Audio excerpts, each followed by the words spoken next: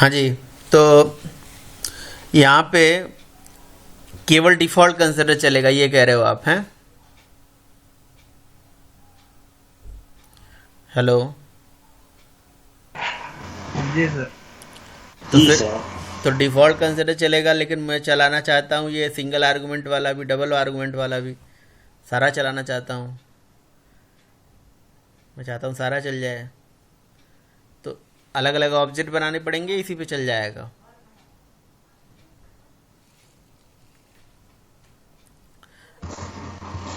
अलग अलग ऑब्जेक्ट बनाने पड़ेंगे। सर अलग इसी पे चल जाएगा। अलग अलग ऑब्जेक्ट बनाने पड़ेंगे तब चलेगा, नहीं तो इन जनरल नहीं चल पाएगा।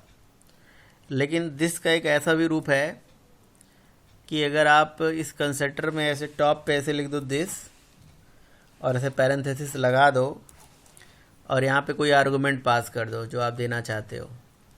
ये देखो, ये दिस का एक रूप है, अलग तरीका है दिस को यूज करने का। अगर ऐसा कहीं पे भी लिखा आपको नज़र आए तो ये हमें ये इंडिकेट कर रहा है कि हमारे क्लास के ही उस कंस्ट्रक्टर को कॉल कर रहा है जिसमें सिंगल आर्गुमेंट है, यानी कि ये इसके नीचे वाले सिंगल आर्गुमेंट वाले कंस्ट्रक्टर को कॉल कर देगा। और अगर मुझे इसके अंदर से फिर से डबल आर्गुमेंट वाले को कॉल करना है तो मैं ऐसे ही दिस लगा के और उसमें दो आर्गुमेंट यहाँ से भेज दूंगा, तो ये दो आर्गुमेंट वाले को कॉल कर देगा। समझ रहे हो? तो आप यहाँ पे देख पा रहे हो कि हम मतलब दिस को इस तरह से यूज करके एक ही ऑब्जेक्ट पे कई कंसिडर चला चला पा रहे हैं, है ना? इसी को कंसिडर चेनिंग बोलते हैं। क्यों कंसिडर चेनिंग बोलते हैं? क्योंकि ये एक चेन बनाता है। आपने कॉल किया डिफ़ॉल्ट कंसिडर, लेकिन डिफ़ॉल्ट का आउटपुट सबसे लास्ट में आया है। देखिए, उसने कॉल कर लिया सिंगल वाले को, सिंगल वाले ने कॉल कर लिया डबल वाले को, तो डबल वाले कंसिडर का आउटपुट सबसे पहले आया, है ना? यानी कि नीचे से चला, ऊपर गया, ऊपर से फिर से नीचे आया, फिर आउटपुट ऐसे गया। मतलब एक चेन फॉर्म किया इसने, यहाँ से जाके यहाँ, फिर ऐसे, फिर ऐसे, फिर ऐसे, नीचे से ऊपर, ऊपर से नीचे, एक चेन बना दिया इसने। इसीलिए इसको कंसिडर चेनिंग बोलते हैं, है ना? और इस तरह से जब भी आप दिस को यूज करेंगे तो ये कंसिडर में फर्स्ट लाइन होनी चाहिए। फर्स्ट लाइन, बिल्कुल फर्स्ट स्टेटमेंट। फर्स्ट स्टेटमेंट होगा तभी चलेगा। सेकंड स्टेटमेंट लिख के देख लीजिए आप, एरर आ जाएगा। तो call to this must be first statement in the consider body. जब भी कंसिडर को कॉल करें तो पहला स्टेटमेंट आप लिखें, ठीक है? बोलिए। Yes sir. Yes sir.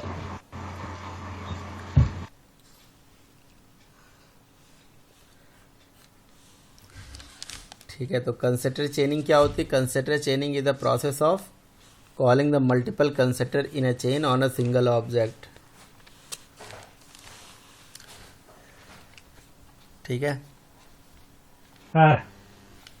ठीक है। तो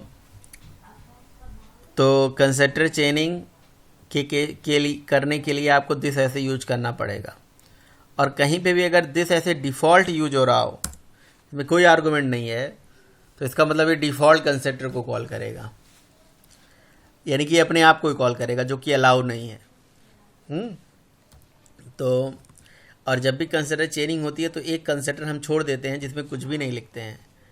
अगर मान लो इसमें भी फिर से मैं लिख दूं ये, तो फिर क्या हो जाएगा? तो अब बताओ क्या होगा? ये रिकर्सिव कंस्ट्रक्टर हो जाएंगे ना सारे। इसने देखो ऑब्जेक्ट बना, ये कंसिडर चला, इससे चला सिंगल आर्गुमेंट, सिंगल आर्गुमेंट से डबल आर्गुमेंट, फिर डबल आर्गुमेंट से डिफ़ॉल्ट, फिर डिफ़ॉल्ट से ये, फिर इससे ये, फिर डिफ़ॉल्ट से ये, यानी कि ये लूप में चला गया। ठीक है? तो ये रिकर्सिव कंस्ट्रक्टर इन्वोकेशन हो गया, जो कि अलाउ नहीं है ना? ऐसा नहीं कि एक के बाद ऐसे कॉल करते चले गए, फिर गड़बड़ हो जाएगी। आप बिल्कुल सिंपल तरीके से बनाइए। कोई एक कंस्ट्रक्टर तो ऐसा छोड़ देना है जहाँ पे कोई भी मतलब दिस कीवर्ड यूज नहीं होगा। बाकी दिस कीवर्ड से आप कंस्ट्रक्टर चेनिंग भी कर सकते हैं। तो कंस्ट्रक्टर चेनिंग हो गई। मेथड चेनिंग हो गई, है ना, फिर एज अ मेथड आर्गुमेंट हो गया, और डेटा शैडोइंग के केस में इंस्टेंस वेरिएबल को आइडेंटिफाई करना हो गया। अब इसका यूज करके एक छोटा सा असाइनमेंट आप बना सकते हो कि जैसे मान लो कि कोई बंदा गया इंटरव्यू में, अब वो एक सिंगल ऑब्जेक्ट है, अब उस ऑब्जेक्ट के कई राउंड होते हैं, जैसे उसका जीडी होता है, टेक्निकल होता है, एप्टी होता है, ठीक है। तो अगर वो एप्टी पास कर गया, रिटर्न पास कर गया, तो रिटर्न एप्टी पास कर गया, तो फिर उसको जीडी में गया, जीडी में पास कर गया, फिर वो एचआर राउंड में गया, एचआर फिर टेक्निकल राउंड में गया या किसी और में भी गया। इस तरह से एक ऑब्जेक्ट के कई राउंड होते हैं, कई सेशन होते हैं, है ना। तो एक ऑब्जेक्ट पे अगर आपको कई अलग अलग काम करने हैं तो अलग अलग काम जो है वो अलग अलग कंस्ट्रक्टर में लिख दो, और हर कंस्ट्रक्टर में टास्क लिख दो, और उसमें पैरामीटर दे दो कि भैया एक जगह से, जैसे मान लो कि जब एप्टीट्यूड हुआ तो उसका मार्क कितना आया, मान लो उसका मार्क आया 40%, तो ग्रेटर देन अगर 40% है तो अगला कंस्ट्रक्टर कॉल हो जाए, फिर अगर ग्रेटर देन 60 है तो ये चला जाए, फिर अगर उसका जो मार्क्स है वो ग्रेटर देन ये है तो वो उस अगले वाले कंस्ट्रक्टर को दिस के थ्रू कॉल कर लो। तो इस तरह से एक ऑब्जेक्ट पे अलग अलग कंस्ट्रक्टर को कॉल करने के लिए अलग अलग आप इंटरव्यू सिलेक्शन का एक पूरा प्रोसेस बना सकते हो। और फाइनली जब सारा राउंड क्लियर हो जाए तो लास्ट में लिख दो भैया कैंडिडेट इज सेलेक्टेड, है ना।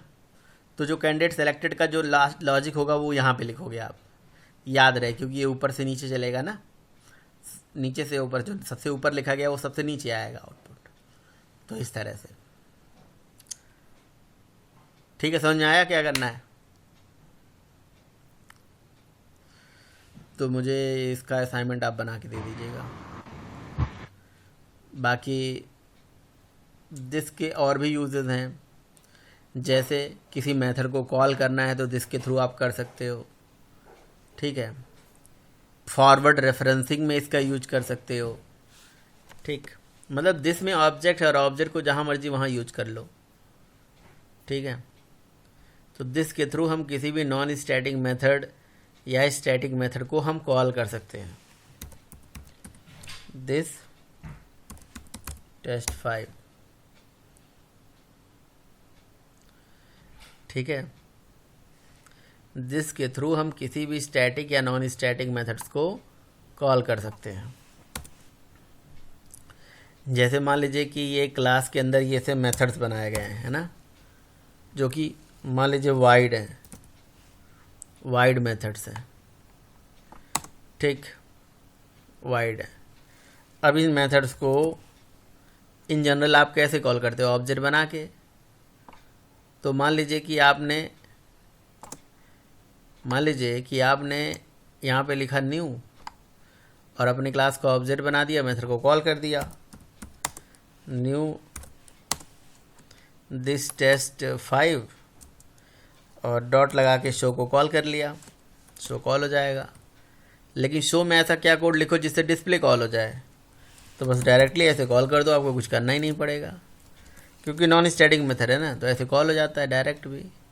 तो ये जो डायरेक्ट आप कॉल करते हो, लेकिन इंटरनली कंपाइलर यहाँ पे एक कीवर्ड लगा देता है, वो होता है दिस, जो आपको दिखता नहीं है, तो आप खुद भी लगा सकते हो दिस डॉट दिस, ठीक है। और ये कोई स्टैटिक मेथड हो तब भी दिस से चल जाएगा, नॉन स्टैटिक होगा तब भी दिस से चल जाएगा, ठीक है। लेकिन रिकमेंडेड नहीं है, देखो यहाँ एलो आ गया कि भैया रिकमेंडेड नहीं है कि स्टैटिक को क्लास के नेम से कॉल करो, ठीक है। तो आप दिस के थ्रू किसी भी स्टैटिक या नॉन स्टैटिक मेथड को कॉल कर सकते हो, अनदर यूज। बट इससे generally non static method call होता है, स्टैटिक मेथड नहीं, ठीक। दूसरा चीज़, अगर आप नहीं भी लगाते हो दिस, तो कंपाइलर इम्प्लिसिटली लगा देता है, जो आपको दिखता नहीं है, आप डायरेक्ट भी कॉल कर सकते हो। डायरेक्ट कॉलिंग के केस में कंपाइलर लगा देता है दिस,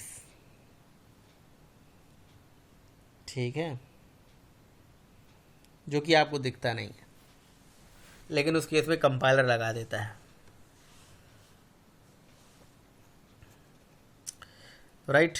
तो ये हो गया अनदर यूज ऑफ दिस।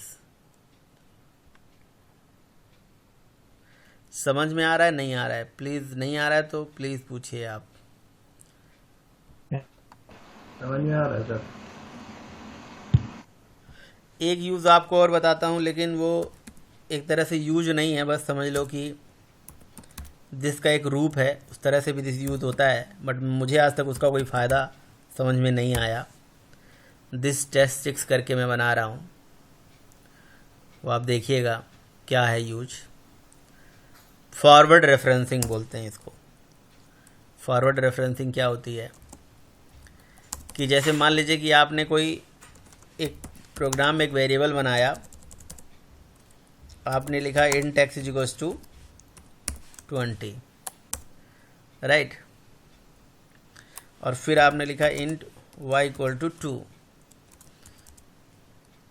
फिर आप अपना मान लीजिए कोई कंस्ट्रक्टर बना दिया आपने, और कंस्ट्रक्टर के अंदर अच्छा यहाँ पे ऑब्जेक्ट भी बना लीजिए, न्यू ऑब्जेक्ट बन गया, और कंस्ट्रक्टर के अंदर आपने लिख दिया int z is equal to x multiply by y। ठीक है, x और y को मल्टीप्लाई कर दिया। सिस्टम डॉट आउट डॉट प्रिंटल में z का आउटपुट आपको प्रिंट होके आ जाएगा। तो 22 जा 40 आ जाएगा, राइट। लेकिन अगर आप इस वेरिएबल को, है ना, डिक्लेयर ना करो, वहाँ आप नीचे कहीं करो, यहाँ कंस्ट्रक्टर को ऊपर करो, फिर चलाओ। अच्छा ये चल रहा है, ओके। क्या केस था यार, केस था कुछ ऐसे। हाँ, इस वेरिएबल को हमें इसके अंदर ही लिखना है।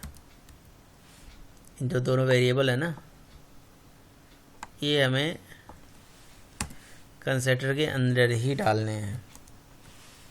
डाल दिया। अच्छा, अब ये जो आउटपुट है 40 आएगा ही आएगा। लेकिन अगर मैं ये वेरिएबल डिक्लेयर ना करूं, सॉरी, ये वेरिएबल डिक्लेयर ना करूं, इनिशियलाइज ना करूं, और यूज करने चला जाऊं, ठीक है, यूज करने चला जाऊं, तो पॉसिबल है? नहीं है। और अगर कहीं नीचे डिक्लेयर कर दूं मान लो, तो आप ये देख रहे हो कि मैंने 2 वेरिएबल, यानी कि x वेरिएबल ऊपर है, y वेरिएबल नीचे है, और z वेरिएबल बीच में है, और मैं y को यहाँ पे यूज कर रहा हूँ।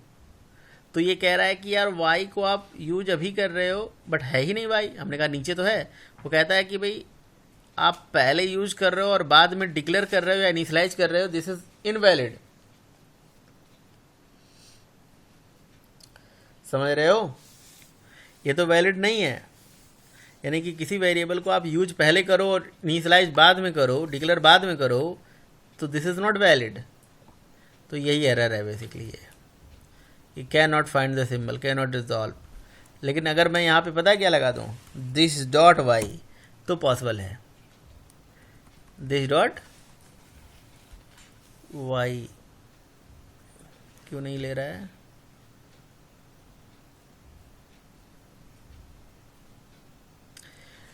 Why cannot be resolved?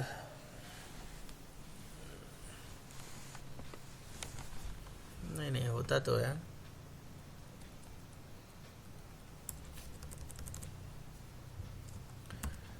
इसको मैं भी भूल गया हूँ क्या। दिस डॉट वाई करके तो हो जाता है, दिस डॉट वाई। मे भी मैं इसका सिंटैक्स भूल रहा हूँ। फॉरवर्ड है ना, रेफरेंस वाया दिस, ठीक है।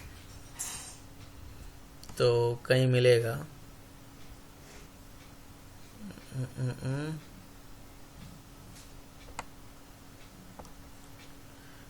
Backward referencing, backward and forward referencing.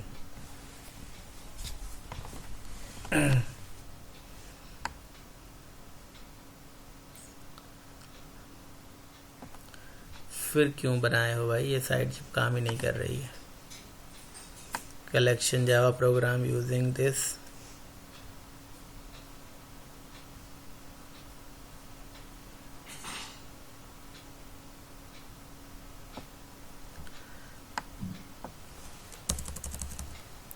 this keyword as forward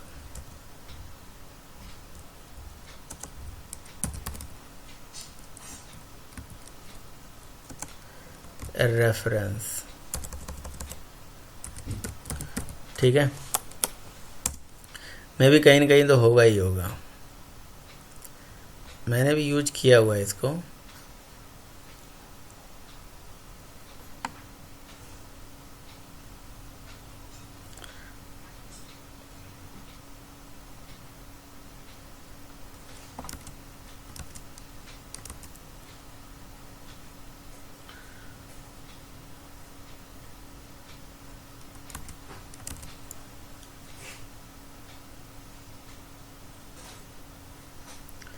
यहाँ पे लोकल वेरिएबल के केस में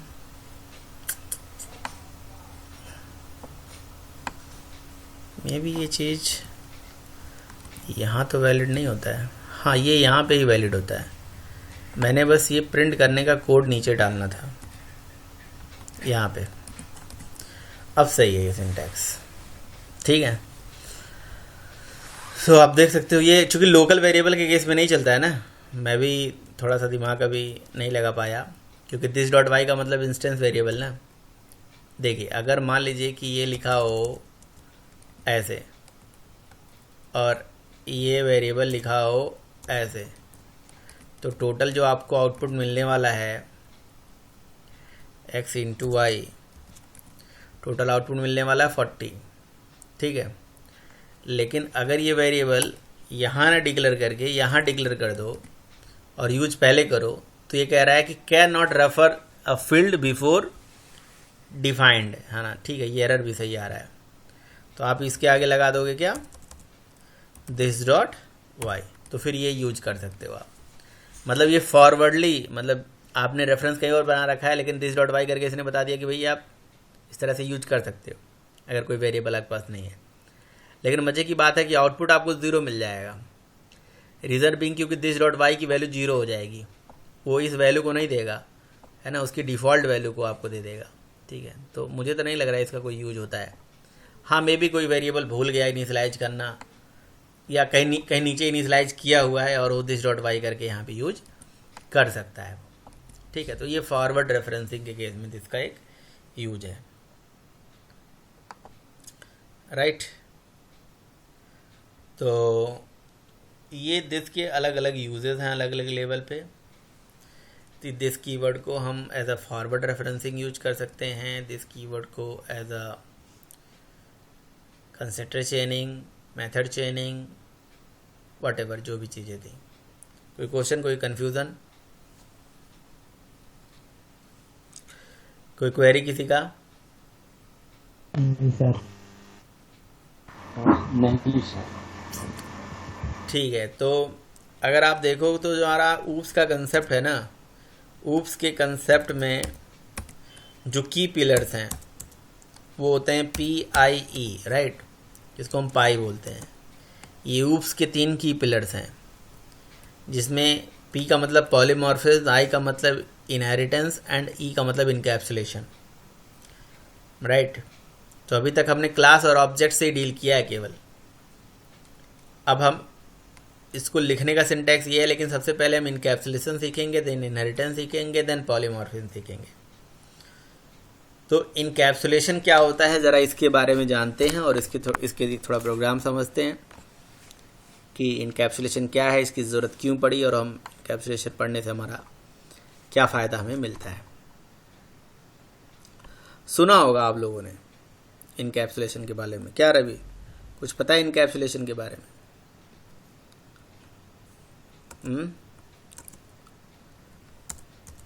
क्या होता है encapsulation? Encapsulation is the process of wrapping the data member and member function into a single unit that is called class। कहते हैं encapsulation का मतलब होता है डेटा मेंबर और मेंबर फंक्शन को रैप करना। Is the process of wrapping the data member and member function into a single unit, into a single entity, that is encapsulation. Encapsulation word real word से लिया गया है, encapsulate का मतलब होता है रैप करना, बांधना, है ना। तो ये रियल वर्ड से लिया गया है। जैसे कई लोग इसको बोलते हैं, जैसे इनकैप्सुलेशन का मतलब दवाई से है। जैसे दवाई में आपको सर्दी जुकाम है तो अलग अलग दवाई आप ले आओ, बुखार के लिए पैरासीटामोल लाओ, पेट दर्द के लिए कोई और दवा लाओ, तो अलग अलग दवाई ने लेके आप एक कैप्सूल में सारी दवाइयों को एक साथ बांध के रैप कर दिया जाता है। That is encapsulation, just like a capsule, what ever. वो तो समझने के लिए है। यहाँ पे कहते हैं कि जो हमारा इनकैप्सुलेशन है, encapsulation is the process of wrapping the data member and member function together into a single unit that is called class. तो इनकैप्सुलेशन एक कंसेप्ट का नाम है जो हमें कहता है डेटा और फंक्शन को बांध दो एक जगह, ताकि उस डेटा और फंक्शन को सिक्योर बना दिया जाए, ताकि उस डेटा को प्रोग्राम के बाहर आपकी परमिशन के बिना कोई एक्सेस ना कर पाए। That is encapsulation. लेकिन फिर बात वही आ जाती है कि इनकैप्सुलेशन तो एक कंसेप्ट का नाम है, और डेटा और फंक्शन को आप रैप कैसे करते हो? क्लास के थ्रू। तो इसे class is providing the implementation of encapsulation. तो encapsulation is the process of wrapping the data member and member function together into a single unit that is called class. So what is the purpose of encapsulation? The purpose of encapsulation is to achieve the data hiding so that no one can access your data outside the world, outside the program. And encapsulation जब आप करते हो, जब भी encapsulation करते हो, तो encapsulation करने से ये होता है कि आपका डेटा हाइड हो जाता है, डेटा हाइडिंग अचीव हो जाती है। और उस चीज़ का इम्प्लीमेंटेशन कौन प्रोवाइड करता है? हमें क्लास। तो class providing the implementation of encapsulation, basically class providing the implementation of encapsulation. तो ये होता है इनकैप्सुलेशन। तो आज तक जो आपने क्लास बनाई, जैसे ये क्लास है, इसके अंदर डेटा है, मेथड है, तो ये इनकैप्सुलेशन का एग्जाम्पल है, बस खत्म। यही होता है इनकैप्सुलेशन। बोलो भाई। जी सर। सर यही टॉपिक मुझे सबसे ज़्यादा परेशान करता है, ये नहीं समझना।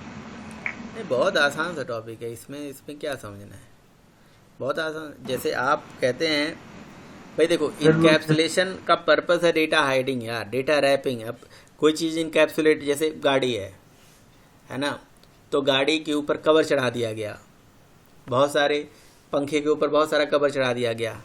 उस कवर चढ़ाने के प्रोसेस को इनकैप्सुलेशन बोलते हैं, ताकि वो डेटा छिपा रहे लोगों से। कहीं ना कहीं इसका जो रिलेशन है वो एब्स्ट्रैक्शन से भी होता है। आप ऐसा बोल सकते हो इनकैप्सुलेशन करने से एब्स्ट्रैक्शन हो जाता है रियल वर्ल्ड में, हैं? इनकैप्सुलेशन करने से एब्स्ट्रैक्शन हो जाता है, ठीक है। हाँ, लेकिन जब इतना ही आसान था तो यहाँ पे हमें ऐसे टाइम वेस्ट करने की ज़रूरत नहीं थी, क्योंकि ये आसान तो है, नो डाउट, कोई दिक्कत नहीं है, टॉपिक बहुत कठिन नहीं है। लेकिन इनकैप्सुलेशन को एक्चुअली इम्प्लीमेंट करने के लिए जावा के अंदर नॉर्मल क्लासेस 100% इनकैप्सुलेशन नहीं देती हैं। उसके लिए हम खुद की क्लास बनाते हैं, खुद की एक ऐसे कह सकते हो जावा बीन क्लास होती है जावा में, वो एक बेस्ट इम्प्लीमेंटेशन होती है इनकैप्सुलेशन के लिए। तो वो हम डिस्कस करेंगे। बट अगर आपसे पूछा गया इंटरव्यू में व्हाट इज़ इनकैप्सुलेशन, तो what is class and what is object, तो ये क्लास ऑब्जेक्ट इनकैप्सुलेशन सब एक दूसरे से मतलब एसोसिएटेड ही हैं। सबसे पहले ऑब्जेक्ट आया, देन इनकैप्सुलेशन आया, देन क्लास आया। क्यों? क्योंकि ऑब्जेक्ट से रियल वर्ल्ड में हम सारे ऑब्जेक्ट्स की प्रॉपर्टी, बिहेवियर, ये सब जान पाए। भाई एक ऑब्जेक्ट से हमें ये समझ में आ गया कि हर ऑब्जेक्ट की अपनी स्टेट होती है, करैक्टरिस्टिक्स होती है, वगैरह वगैरह। बट उस स्टेट और करैक्टरिस्टिक्स, बिहेवियर जो भी हैं, उनको कैटेगराइज कैसे करा जाए, उनको एक साथ बांधा कैसे जाए, उसके लिए कंसेप्ट बना इनकैप्सुलेशन की। तो इनकैप्सुलेशन कहता है रैपिंग द डेटा और function together so that no one can access your data outside the world. So how we can achieve the encapsulation? In Java, normal class is not providing the 100% encapsulation. क्यों? क्योंकि मैंने कहा encapsulation का मतलब data hiding. आप एक class बनाते हो, अब आप सोचो आप एक क्लास के अंदर एक डेटा बनाते हो, क्या ये डेटा सेफ है? क्या ये डेटा को कोई आउटसाइड द वर्ल्ड नहीं ले जा सकता? ले जा सकता है यार। कैसे? इस क्लास का ऑब्जेक्ट बना दो, जहाँ मर्जी वहाँ ले जाओ डेटा। तो इसीलिए जो नॉर्मल क्लास है वो 100% इनकैप्सुलेशन नहीं हमें देता है। तो इनकैप्सुलेशन का पर्पज़ है बस डेटा को सेव करना, और डेटा सेव कैसे होगी? नॉर्मल क्लास बनाने से नहीं। उसके लिए एक जावा बीन क्लास बनती है, और जावा बीन क्लास क्या होती है वही हमें डिस्कस करना है, वही हमें पढ़ना है, और वही क्लास बेस्ड इम्प्लीमेंटेशन होती है इनकैप्सुलेशन के लिए, जिसमें डेटा हाइडिंग होगी। तो the purpose of encapsulation is to achieve the data hiding and class providing the implementation in encapsulation, but the normal class not providing the 100% encapsulation, we have to create the Java Bean class. And what is Java Bean class? Java Bean class को ही एक और नाम दिया जाता है, इसको हम Pozzo class भी बोलते हैं, plain old Java object, POJO, POJO, ठीक है, बट थोड़ा बहुत डिफरेंस होता है, डिस्कस कर लेंगे। तो Java bean class providing the 100% encapsulation of, कह सकते हो providing the 100% encapsulation. And what is Java bean class? Java bean class मतलब कोई भी क्लास जावा बीन क्लास बन सकती है, उसके पास अगर कुछ फीचर्स आ जाएं। कहते हैं जावा बीन क्लास कोई भी क्लास बन सकती है अगर उसके पास कुछ फीचर डाल दिया जाए। जैसे कोई भी क्लास आप बनाते हो, ठीक है, तो इस क्लास के अंदर, ठीक है, इस क्लास को पहले पैकेज में रख लो, पहला चीज़, ठीक। उसके बाद क्लास को पब्लिक बना दो, दूसरा चीज़। क्लास के डेटा को प्राइवेट बना दो, यानी कि यहाँ पे अगर लिखा इंट एक्स तो इसको प्राइवेट बना दो, ठीक है, ताकि इस डेटा को प्रोग्राम के बाहर कोई ना ले जाए, ठीक है। इस क्लास को किसी से एक्सटेंड मत कराओ, किसी से इम्प्लीमेंट मत कराओ, ठीक है, बट सीरियलाइजेबल से करा लेना चाहिए। अब सीरियलाइजेबल का क्या पर्पज़ है आगे डिस्कस करेंगे हम, ठीक है। और इस प्राइवेट डेटा को एक्सेस करने के लिए पब्लिक सेटर गेटर मेथड बना लो, बस 100%। ये हो गई हमारी इनकैप्सुलेशन वाली क्लास, जावा बीन क्लास। तो Java bean is the general purpose, Java bean class के बारे में बोला जाता है, बहुत इंपॉर्टेंट क्लास है, बहुत ज़रूरी वाली चीज़ है ये जावा बीन। कहते हैं जावा बीन एक general purpose reusable piece of code होता है, एक ऐसा general purpose reusable piece of code, general purpose reusable piece of code या जनरल पर्पज़ क्लास। क्यों जनरल पर्पज़? क्योंकि जावा बीन क्लास को कभी भी किसी दूसरे क्लास से एक्सटेंड नहीं कराना चाहिए। जैसे मैं कोई जावा बीन क्लास बना रहा हूँ तो मैं ही बनाने वाला बंदा हूँ ना, तो अगर मैं मान लो कोई क्लास बनाता हूँ और उसको एक्सटेंड कर देता हूँ थ्रेड से, तो ये थ्रेड स्पेसिफिक हो जाती है। अगर इम्प्लीमेंट कर देता हूँ सर्वलेट से, तो ये सर्वलेट स्पेसिफिक हो जाती है। तो इसीलिए जावा बीन क्लास को किसी से एक्सटेंड नहीं कराओ, किसी से इम्प्लीमेंट मत कराओ, है ना। एक general purpose reusable piece of code होती है Java bean class, general purpose reusable, यानी कि प्लेन ओल्ड जावा ऑब्जेक्ट, एक ऐसा प्लेन ऑब्जेक्ट जिसको जहाँ मर्जी वहाँ यूज कर लो, ऐसा होता है ये, ठीक है। तो Java bean is a general purpose reusable piece of code which having following characteristics. What are the characteristics? क्या जावा बीन की कैरेक्टरिस्टिक्स होती हैं? क्लास पैकेज के अंदर होना चाहिए, क्लास पब्लिक होना चाहिए, पब्लिक डिफ़ॉल्ट कंस्ट्रक्टर होना चाहिए, ठीक है, सीरियलाइजेबल को इम्प्लीमेंट कराना चाहिए, बाकी किसी क्लास को एक्सटेंड या इम्प्लीमेंट नहीं कराना चाहिए, प्राइवेट डेटा होना चाहिए और पब्लिक सेटर गेटर मेथड होना चाहिए। तो आप रिकॉर्डिंग हो ही रही है, आप स्क्रीन पॉज करके इसको लिख लीजिएगा आप अपनी कॉपी में कि Java bean is a general purpose reusable piece of code, एक जनरल पर्पज़ रीयूजेबल क्लास होती है which having following characteristics. What are the characteristics? The characteristics are class should be inside the package, they must be inside the package, should be, must be, जो आप use करना चाहो कर लो, है ना। Data member should be private, in order to access the private data member we should have public setter getter method, ठीक है। क्लास किसी दूसरे क्लास को एक्सटेंड न करना चाहिए, ठीक है, क्लास पब्लिक होना चाहिए, पब्लिक डिफ़ॉल्ट कंसिडर होना चाहिए, वट एवर। बना के देख लेते हैं वो जावा बीन क्लास। तो यहाँ से हम गए SRC पे, हमने राइट क्लिक करा, न्यू करा, यहाँ से हमने एक क्लास बना दिया। किस नाम से? जैसे मान लो कोई लॉगिन रजिस्ट्रेशन के लिए मैं एक लॉगिन नाम से क्लास बना ले रहा हूँ, यूजर नाम की क्लास बना ले रहा हूँ,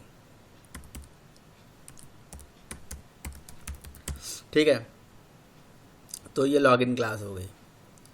तो ये जावा बीन क्लास कैसे बनेगी? देखो पब्लिक तो बनी गई, हाँ, पैकेज के अंदर वैसे ही लिखा आ गया। तो इक्लिप्स में बना रहे हो तो पैकेज में अपने आप आ जाता है जो ऊपर आप लिखते हो, और नोटपैड में बनाओगे फिर तब तो दिक्कत वाली बात है, तब आपको लिखना पड़ेगा पैकेज का नाम, उसके लिए पैकेज आपको पढ़ना पड़ेगा, ठीक है। फिर क्लास पब्लिक होती है, आपको पता है जब कोई क्लास पब्लिक होती है तो उसका कंस्ट्रक्टर भी पब्लिक आता है, आपको सोचने की ज़रूरत नहीं है। और क्लास डिफ़ॉल्ट है तो कंस्ट्रक्टर डिफ़ॉल्ट आता है, ये भी बता दूं मैं आपको, क्योंकि डिफ़ॉल्ट कंस्ट्रक्टर कंपाइल टाइम पे जो कंपाइलर देता है वो क्लास के नेचर के ऊपर डिपेंड करता है, क्लास का नेचर कैसा है। क्लास का नेचर अगर पब्लिक है तो कंस्ट्रक्टर पब्लिक है, क्लास का नेचर अगर डिफ़ॉल्ट है तो कंस्ट्रक्टर डिफ़ॉल्ट आता है, तो दो चीज़ें हो गई, पैकेज आ गया, क्लास पब्लिक हो गई, डिफ़ॉल्ट कंस्ट्रक्टर भी पब्लिक आ गया। अगर बनाना है तो बना दो, नहीं तो ज़रूरत तो है नहीं। बाकी ये किसी क्लास को एक्सटेंड नहीं करना चाहिए, बस एक इंटरफेस होता है उसे इम्प्लीमेंट करा लेना चाहिए, वो है सीरियलाइजेबल, जिसके बारे में आप आगे पढ़ोगे क्या होता है, क्यों करना चाहिए, और वो भी मैंडेटरी नहीं है, नहीं करोगे तो गोली नहीं चल जाएगी एकदम। ये सब एक स्टैंडर्ड है जो हमें फॉलो करना चाहिए, है ना। फिर उसके बाद तभी वो जावा बिन क्लास कहलाती है। अब आप जो भी डेटा बनाइए, जैसे आपने नेम और पासवर्ड के लिए बनाना है तो आप लिख दीजिए प्राइवेट स्ट्रिंग नेम और कॉमा पास।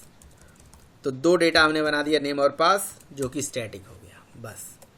तो ये जावा बीन क्लास कहलाती है, और ये एक इनकैप्सुलेटेड है। ये data encapsulated, outside the world कोई नहीं ले जा सकता, क्योंकि प्राइवेट डेटा क्लास के बाहर तब तक नहीं जाते हैं जब तक आप परमिशन नहीं देते हो। और वो परमिशन कैसे हम देते हैं, इसके लिए मेथड्स बना के, जिनको बोलते हैं सेटर गेटर मेथड। जिनको बनाने का तरीका होता है कि आप ऐसे बनाओ, देखो पब्लिक वाइड, मेथड का नाम है नेम, तो मेथड का नाम बनाइए सेट नेम। सेट नेम नाम से मेथड बनाओ, चूंकि हमारा डेटा नाम है सेट, इसलिए मेथड का नाम सेट नेम। और यहाँ पे लिखो स्ट्रिंग नेम, समझे। अब कोई भी बंदा रन टाइम पे इस मेथड को कॉल करेगा और उसमें अपना नेम पास करेगा, और जो भी नेम पास करेगा उसको दिस डॉट नेम में उठा के डाल दिया जाएगा, ठीक है। तो ये जावा बीन क्लास बिल्कुल उस तरह से हो जाती है, कहता है कि डेटा प्राइवेट होगा। और रियल वर्ल्ड में भी ऐसा होता है यार, देखो ना, अगर हम एक बैंकिंग सॉफ्टवेयर की बात करें, एक अकाउंट नंबर की बात करें, तो अकाउंट नंबर एक डेटा है, तो डेटा हमारा प्राइवेट होता है, अकाउंट नंबर हमारा प्राइवेट है। मेरा अकाउंट नंबर सब लोग जानते हो, उसमें जितना मर्जी उतना पैसा भेजो, है ना, मना नहीं है, ठीक है। तो यानी कि वो है फंक्शनैलिटी। तो फंक्शनैलिटी होती है पब्लिक, बट डेटा होता है प्राइवेट। मेरा अकाउंट नंबर कोई चेंज नहीं कर सकता, उसके साथ कोई छेड़खानी नहीं कर सकता है, तो डेटा हमेशा प्राइवेट होता है, फंक्शनैलिटी हमेशा पब्लिक होती है, ठीक है। और यही इनकैप्सुलेशन होता है कि डेटा को प्राइवेट बना दिया, डेटा प्राइवेट है तो प्राइवेट डेटा है, इसका मतलब ये हो गया कि इस डेटा को आउटसाइड द वर्ल्ड कोई नहीं ले जा सकता, है ना। बिल्कुल अकाउंट नंबर जैसे प्राइवेट है, लेकिन उसकी फंक्शनलिटी जैसे सबमिट करना, विड्रॉ करना, ये सब पब्लिक है। अगर मैं अपना पिन कोड बता दूं, अपना एटीएम कार्ड किसी को दे दूं, तो कोई मेरे अकाउंट से पैसा निकाल लेगा, राइट। दैट इज फंक्शनलिटी, वो है पब्लिक। तो फंक्शनलिटी हमेशा पब्लिक होती है, डेटा हमेशा प्राइवेट होता है। तो और इसीलिए इनकैप्सुलेशन कहता है कि इस डेटा को इसी फंक्शन से एक्सेस कर सकते हो आप। तो wrapping this data with this function, ये तो सेटर फंक्शन है जो डेटा सेट करने के लिए बनाया गया। ऐसे गेटर फंक्शन होगा जो डेटा गेट करने के लिए बनाया जाएगा। स्ट्रिंग गेट नेम, और गेट नेम को जब कॉल करोगे तो यहां से रिटर्न हो जाएगा नेम। ये चीज होती है।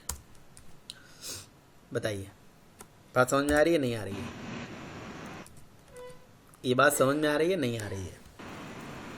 सर समझ में आ रही है, लेकिन ये गेट नेम जो है ये डेटा को रिटर्न कैसे करता है? मतलब ये जो डेटा स्टोर होगा उसको रिटर्न कैसे करेगा ये? तो ये रिटर्न कैसे करेगा? ये एक लिंक बना देता है, मतलब ये। चलो ठीक है, आपने एक काम करा, आपने मेरे लॉगिन क्लास का ऑब्जेक्ट बना दिया, उसमें डेटा डाल दिया। अच्छा, जब लॉगिन क्लास का ऑब्जेक्ट आप बनाओगे तो इस डेटा को मेमोरी उस ऑब्जेक्ट में मिल जाएगी, इंस्टेंस वेरिएबल है ना।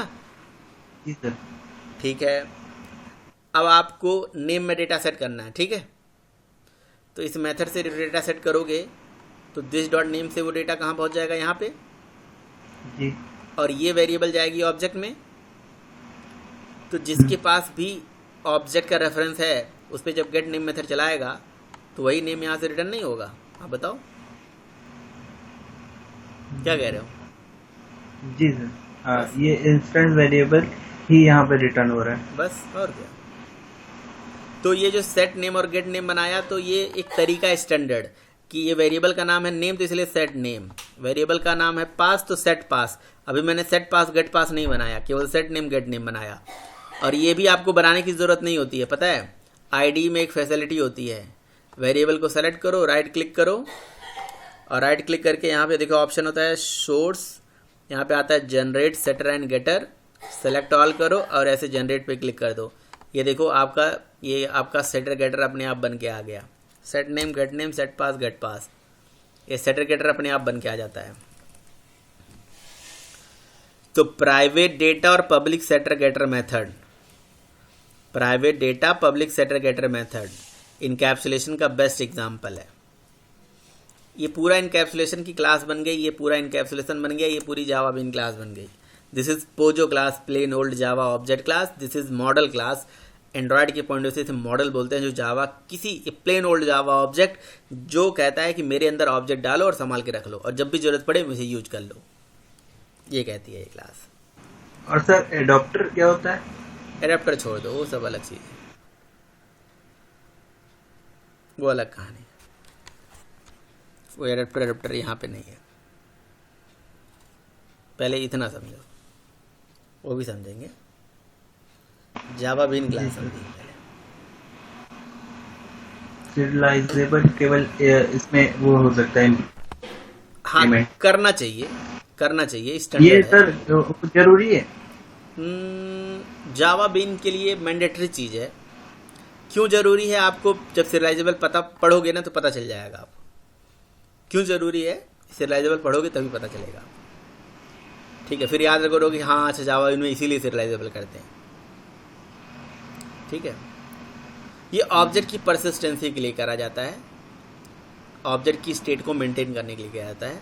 इतना हिंट मैंने आपको दे दिया।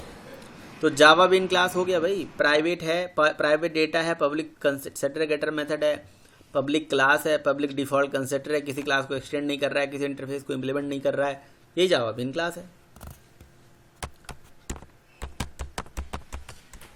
नहीं समझ में आया? जी सर समझ में आ गया। तो जब समझ में आ गया तो फिर इसको करना क्या है, इसको ऑब्जेक्ट बना के बस कॉल करना है, वो तो कर सकते हो आप। ऑब्जेक्ट बना के इसका अरे यार ये तो क्लास बन गई ना, अब इसमें डेटा सेट और गेट तो करोगे जी। ये क्लास कहती है कि मेरे पास ये पता नहीं है कि मेरे पास कौन सा नेम आएगा, कौन सा पासवर्ड आएगा। आप अपनी वेबसाइट से लॉगिन करोगे तो यहाँ पे नेम अपने आप आ जाएगा, तो मेथड तो कॉल करना पड़ेगा ना इसको। जी सर। यहाँ पे नाम सेट कर देना, यहाँ पे पासवर्ड सेट कर देना और इस मेथड को चला के गेट नेम और गेट पासवर्ड से आपको नेम और पासवर्ड रिटर्न करा लेना।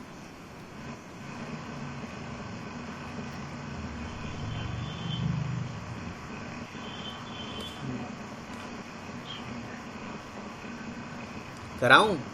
मैं कराऊं या कर लोगे? आप करा दीजिए एक बार सर। करना क्या है यार? कोई अलग से क्लास बना लूं या इसी में कॉल कर दूं? दोनों तरीके हैं। अलग से क्लास बना लीजिए। अलग से क्लास बना लीजिए, मेन मेथड बना लीजिए। यूज़र से इनपुट लेना है या बना बनाया इनपुट चाहिए? अगर यूज़र से बना बनाइए, चले बना बनाइए से काम हो जाएगा, वो केवल समझ नहीं तो। हाँ तो ये देखिए मैंने लॉगिन क्लास का ऑब्जेक्ट बना दिया, यहाँ पे लिखा हमने जी डॉट सेट नेम, नेम में यहाँ पे नाम सर आपकी स्क्रीन रुक गई है। अच्छा जी, अभी मैं भी आ जाएगा थोड़ी देर में। आ गया। तो नेम और पासवर्ड मैंने यहाँ से देखिए डाल दिया, सेट नेम सेट पास, ठीक है। बस नेम और पासवर्ड सेट हो गया और जी डॉट गेट नेम, जी डॉट गेट पास, अब गेट कर लीजिए, वही नेम वही पास जो सेट किया वही गेट कर लिया। अब देखो यहाँ नेम सेट भी मैं ही कर रहा हूँ, गेट भी मैं ही कर रहा हूँ, ठीक है। तो जो रियल वर्ल्ड के रियल टाइम के प्रोजेक्ट्स होते हैं वहाँ पे ऐसा होता है सिचुएशन कि हम सेट किसी दूसरे ऑब्जेक्ट में करते हैं और गेट कहीं और करते हैं, ऐसा भी हो सकता है। तो ये तो हमने डायरेक्ट चला लिया, बट ऐसे सिचुएशन हो सकते हैं कि सेट और गेट, सेट तो हम कर रहे हैं, गेट कहीं और कर रहे हैं, सेट किसी और जगह कर रहे हैं, गेट कहीं और जगह कर रहे हैं। वो सर वो पब्लिक मेथड है, वो तो पूरे पैकेज में कहीं भी यूज हो जाएंगे ना। हाँ बिल्कुल सही बात है। डेटा प्राइवेट है, मेथड पब्लिक है, यानी कि यही इनकैप्सुलेशन कहलाता है। इनकैप्सुलेशन की डेफिनेशन को ध्यान से अगर पढ़ो, कहते हैं wrapping this data with this function. समझ आई बात? Wrapping the data with member function, that is encapsulation into a class. अब ये क्लास के अंदर ये डेटा इन्हीं फंक्शन के थ्रू ही जाएगा बाहर, वैसे नहीं जा सकता। दैट इज इनकैप्सुलेशन, ठीक है। इस तरह से सर वो कहीं भी चाहिए होगा वो तो गेट नेम से आ जाएगा डेटा ना पूरे पैकेज में। बिल्कुल। अब आप सोच रहे हो कि इसका फ़ायदा क्या है? यार फ़ायदा ये है कि देखो आपने एक ऑब्जेक्ट बनाया, ठीक है। जैसे मान लो कि आप इसको थोड़ा सा बढ़ा सकते हो प्रोग्राम को। कैसे?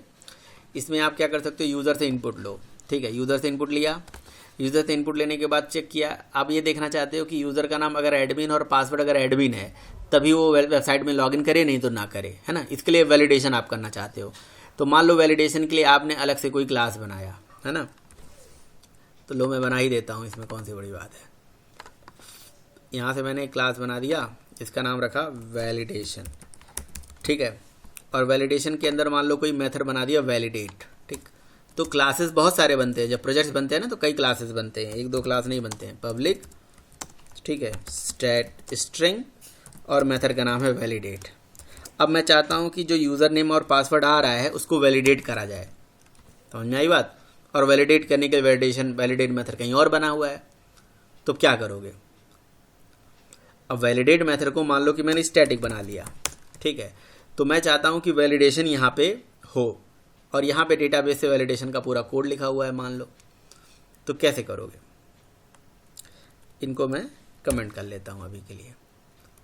तो मैं चाहूँगा कि यहाँ पे लिखूँ वैलिडेशन डॉट वैलिडेट और वैलिडेट मेथड में इस ऑब्जेक्ट को उठा के पूरा डाल दूँ, समझ में आई बात।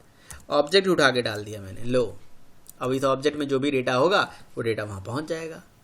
तो वैलिडेट में इस डेटा को हमें रिसीव तो करना पड़ेगा ना, तो एक मैचिंग कंसेप्टर बना दिया हमने इसका, है ना, मतलब मैचिंग मेथड बना दिया वैलिडेट का, ऐसे जो इस लॉगिन का ऑब्जेक्ट रिसीव कर लेगा, समझ में आई बात। तो इस टाइप के सिचुएशंस में ज़रूरत पड़ सकती है कि अगर आपको कहीं पे और इसको और बढ़ाना है तो लो और बढ़ा देता हूँ।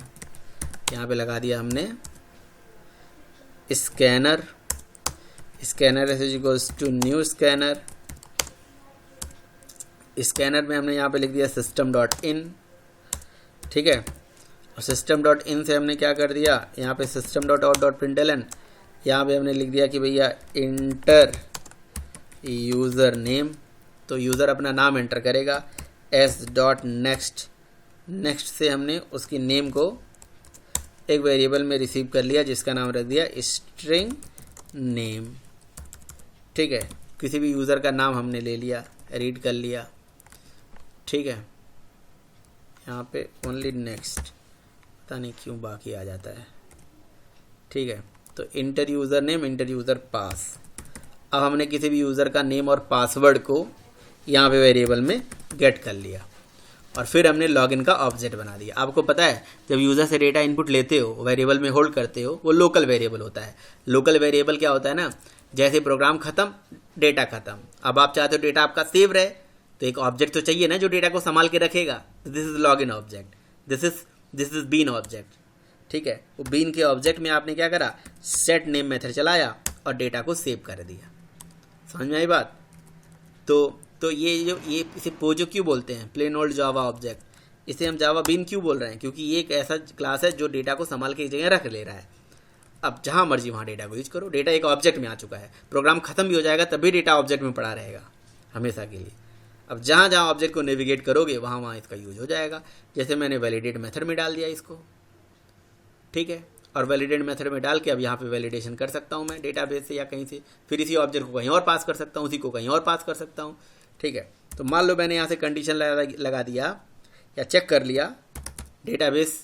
अब यहाँ पे गेट मेथड तो मैं चला ही सकता हूँ। मैंने उसका नेम गेट कर लिया, चेक कर लिया कि अगर गेट नेम डॉट इक्वल्स एक मेथड होता है स्ट्रिंग क्लास का, ठीक है। मैंने चेक कर लिया कि गेट नेम इक्वल्स राम है, ठीक है, एडमिन है, ठीक है, एंड ठीक है, g dot get password dot equals. मैंने चेक कर लिया क्या नेम और पासवर्ड एडमिन है। अगर एडमिन है तो यहाँ से रिटर्न करा दिया मैंने, रिटर्न करा दिया वैलिड, और नहीं तो एल्स रिटर्न करा दिया इनवैलिड, ठीक है। तो इस तरह के काम करे जा सकते हैं। अब हमें डेटाबेस नहीं पता है और बाकी चीज़ें नहीं पता है, नहीं तो मैं यहाँ पे डेटाबेस से कनेक्टिविटी का कोड लिख देता। रिटर्न टाइप यहाँ पे स्ट्रिंग लगा दिया हमने, ठीक है। तो अगर ये एडमिन है तो ये रिटर्न करेगा, नहीं तो ये रिटर्न वैल्यू कहाँ जाएगी, अब यहाँ पे जाएगी, ठीक है। ये रिटर्न वैल्यू कहाँ पहुँच गई, स्ट्रिंग यहाँ पे MSG में। अब यहाँ पे भी कंडीशन लगा दिया इफ़ कि जो MSG है डॉट इक्वल्स, यहाँ चेक कर लिया क्या वैलिड है, क्या वैलिड रिटर्न होके आया है। अगर है तो system dot out dot println में यहाँ पे लिख दिया कि भैया you are valid user equal to plus, और यहाँ पे जी डॉट गेट नेम करके उसका नाम पे प्रिंट कर दिया। ठीक है, और नहीं तो यहाँ पे invalid, you are invalid user, ठीक है, उसका नाम प्रिंट कर दिया। अब मैं यहाँ से चलाया, ठीक है, तो क्या आ गया, यू आर इनवैलिड यूज़र। फिर मैंने चलाया, मैंने यूज़र नेम दे दिया एडमिन, पासवर्ड दे दिया एडमिन, तो आई एम वैलिड यूज़र। बोलो भाई। Yes sir. क्लियर है या नहीं है? Yes sir. कोई क्वेश्चन किसी का, कोई क्वेरी? सर एक क्वेश्चन था। बोलो कुछ। सर ये तो पैकेज के बाहर भी यूज हो जाएंगे ना मेथड? क्यों नहीं होगा, Get- बिल्कुल होगा। पैकेज इंपोर्ट करना पड़ेगा आपको, पैकेज इंपोर्ट करना पड़ेगा, पैकेज के बाहर भी यूज हो जाएगा। तो सर जब पैकेज के बाहर चला जा रहा है तो उसको वो क्यों बोलते हैं कैप्सुलेट? डेटा तो चला ही जा रहा है। क्लास के बाहर यार डेटा को कैसे जा रहा है? डेटा थोड़ी ना, डेटा को एक्सेस करने के लिए मेथड यूज कर रहे हो ना आप, मेथड से जा जी। रहा है ना डेटा। अच्छा ये बताओ कि अगर डेटा ही नहीं जाएगा, कुछ भी नहीं जाएगा, तो क्लास क्यों बना रहे हो? हैं, नुमाइश के लिए बना रहे हो? किस लिए क्लास बना रहे हो? पर्पज़ क्या है इसका? अगर आप एक क्लास बना रहे हो, डेटा बना रहे हो, क्यों बना रहे हो? उसको रीयूज करने के लिए ना। डेटा अगर बस बाहर नहीं उसमें- जाए, उसमें चेंज भी हो जाएगा। करके देख लो। तुम इस नेम वेरिएबल को और पास वेरिएबल को चेंज कर दो, तुम इसका नाम बदल दो, क्या बदल सकते हो? बताओ। वैल्यू चेंज हो सकती है, हाँ, वही वैल्यू नेम में मतलब कुछ भी value। आ सकती है, पास में कुछ भी आ सकती है, बट ये वेरिएबल्स नहीं चेंज हो सकते हैं।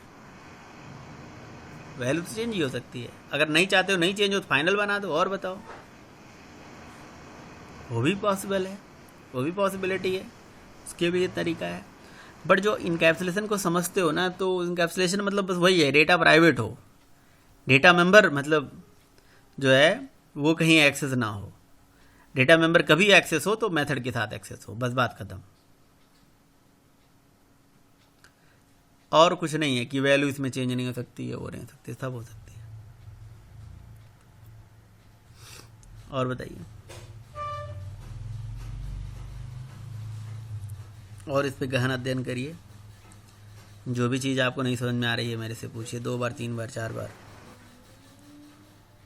ठीक है? जी